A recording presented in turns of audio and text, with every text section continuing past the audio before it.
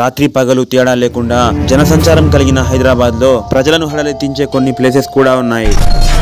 Ramoji film city cinema shootings కి famous అయిన ఈ ప్రదేశం దెయ్యాలకి మరింత ఫేమస్. కొన్ని వేల సినిమాలు ఈ ఫిల్మ్ సిటీలో తయారై ఉంటాయి.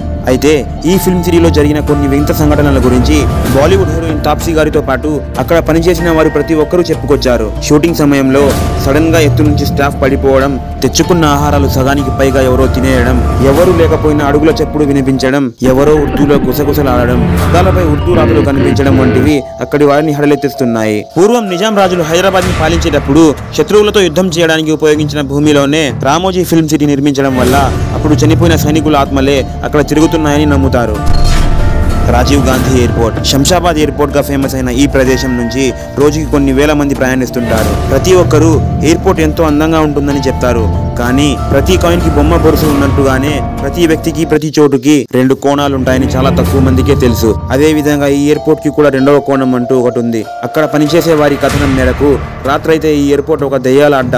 తలను 360 డిగ్రీస్ తిప్పే వింత ఆకారాలతో పాటు తెల్లని దుస్తుల్లో రన్వే పై డ్యాన్స్ చేసే ఆడవారి గురించి ఇక్కడ పనిచేసే స్టాఫ్ చూసినట్టుగా చెప్తారు. ఈ ఎయిర్పోర్ట్ కన్స్ట్రక్షన్ టైంలో భూ వివాదంలో జరిగిన మారణకాండలో చనిపోయిన వారిని అక్కడే పూడ్చినట్టుగా వారి ఆత్మలే ఇలా ఎయిర్పోర్ట్ లో ఉన్నాయని అక్కడి నమ్మకం.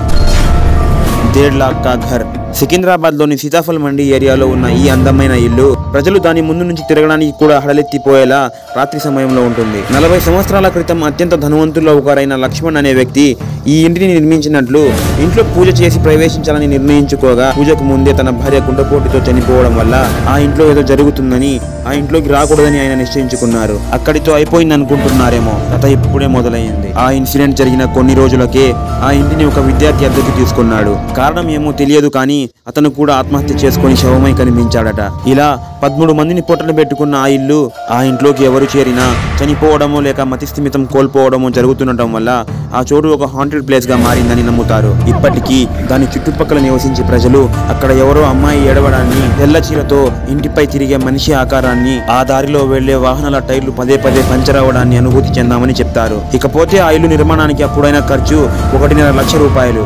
అందువల్లనే దీనిని 1.5 लाख का घर అని అంటారు.